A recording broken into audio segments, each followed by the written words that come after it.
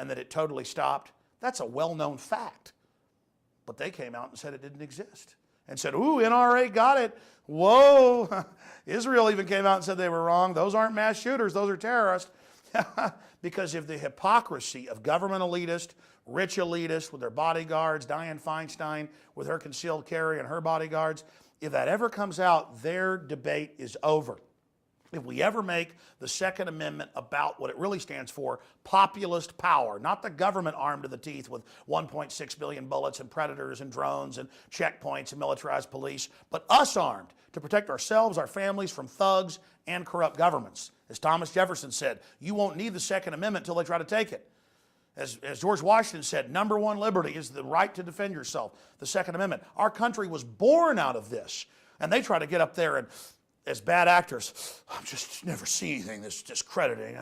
I mean, I'm ashamed to be an American, she said. Well, you're not an American. You're a globalist scum. You're a would-be dictator. You're a thug. You're an authoritarian pig, like your degenerate, technocratic father. And you're up there with the disgraced congressman, who basically had to step down after a dead body was found in his office. I mean, you guys are a sick joke. And the NRA needs to make more ads pointing out that all these Hollywood people have bodyguards, like Michael Moore, and that his bodyguards get arrested with guns at the airport. They need to point all of this out, and that Feinstein and Schumer and Pelosi all have bodyguards, not just the president. The White House has put out a statement saying, how dare you put out a repugnant and cowardly report about my children.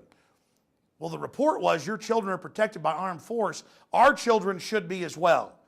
The truth is, the authors of gun control against the public have always been tyrants. It's not gun owners who are Ku Klux Klan. It was the Ku Klux Klan that got laws passed at the end of the Civil War to disarm blacks because they wanted to be able to abuse them. You people are tyrants, and I see this as a badge of honor that the White House clearly is responding to the fact that I'm getting in their face.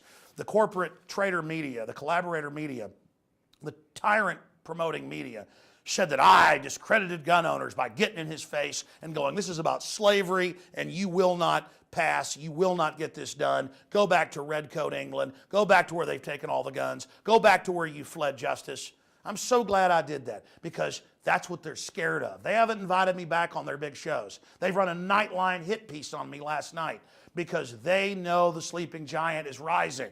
You are the Paul Revere. I am the Paul Revere. You are the resistance. I am the resistance. Get out there and point out it's a bunch of foreign banks looting our country, bankrupting our nation, and bringing in world government.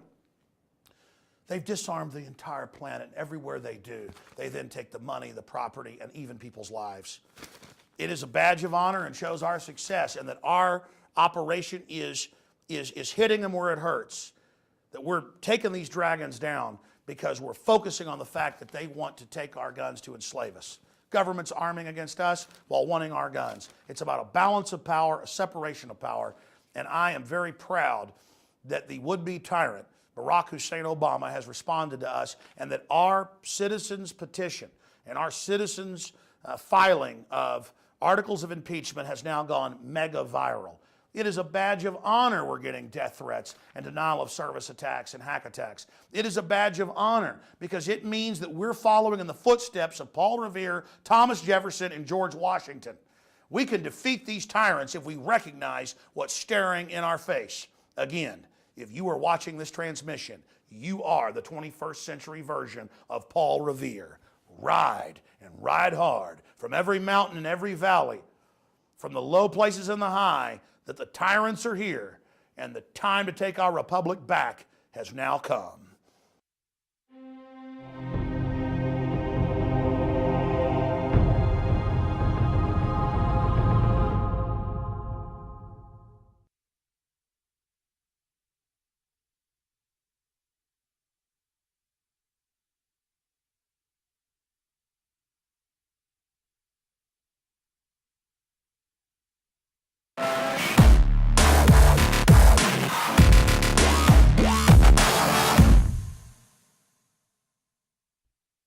Well, we had Matt Drudge about a month ago in studio, only does an interview every 3-4 years, and I thought that got me excited. But I'm telling you,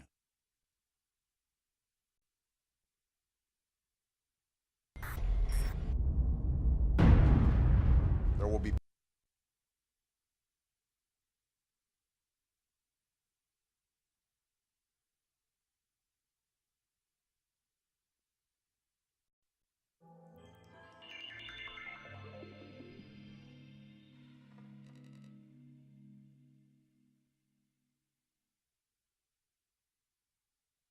But guys, will you type in, the last story I saw was New Mexico. Prison guards run security at elementary school. Just, I want to show viewers that who are watching on TV. All over the country, most states have passed laws to keep the prisons at 90% occupancy if the companies will build more prisons. That's our jobs.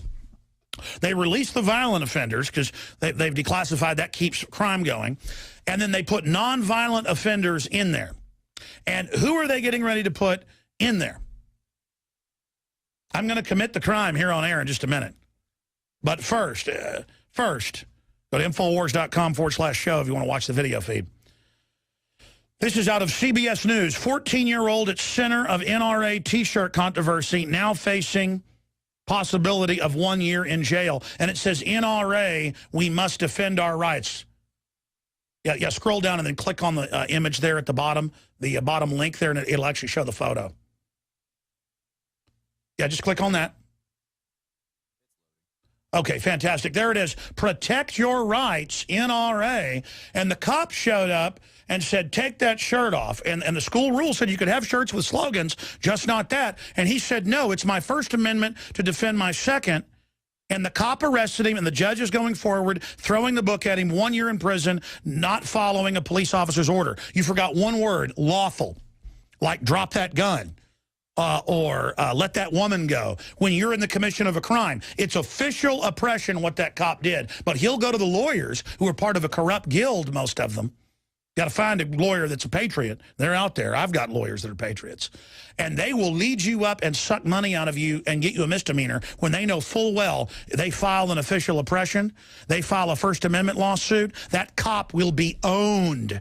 But no one will tell the parents. No one will tell the young man, we're going to get a hold of him and we're going to do that. And we win lawsuits, by the way. We're not litigious, but when it comes to our freedom, we are bulldogs and we do not apologize. I'm a selfish man for the future of my family, and for that I do not apologize. But I'm a superstitious man. And if a bolt of lightning should strike my son, or a police officer should shoot him in the head, then I will blame some of the people in this room. And then I will not forgive. All right, let's get back to what I was saying there, ladies and gentlemen. This is how modern slavery works. I see this all the time. Where I mean, here's another article right here. We're going to play a news clip of that in a minute. Slayton police arrest woman after request to see warrant. This is outside Lubbock. And they come to the house to question the 11-year-old. And she said, may I please see a warrant? And they said, oh, you want to play it that way? And arrested her of false arrest. And it turned out there was no warrant. So there you go. So you ask for a warrant, you go to jail in the new free country. Insane bong and pipe ban signed by Florida, including some wooden pipes. But let's expand on this. Governor Rick Perry signs Merry Christmas into law to say that people at commencement speeches are allowed to say Merry Christmas, or Christmas trees are allowed to be in public schools. Folks, the First Amendment says Congress shall make no law respecting an establishment of religion or prohibiting free exercise thereof. Government has no business telling individual people what they say at a commencement. But you hear about them losing their diplomas and stuff for saying, I give the praise to Jesus Christ.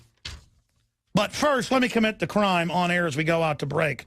In Florida, they have banned pipes. Felonies if you're caught with a pipe, ladies and gentlemen, including most wooden types. There's a specific exemption for some. So here I am on air with a corncob pipe like General Douglas MacArthur smoked.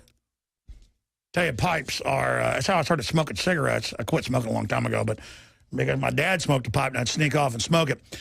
And so did my grandpa. It always smelled so good, that cherry tobacco or that vanilla. This here, I remember my grandpa had some of this, Royal Cherry Cavendish. I sent the guys out to do it. Let me commit the crime right now. Here on air.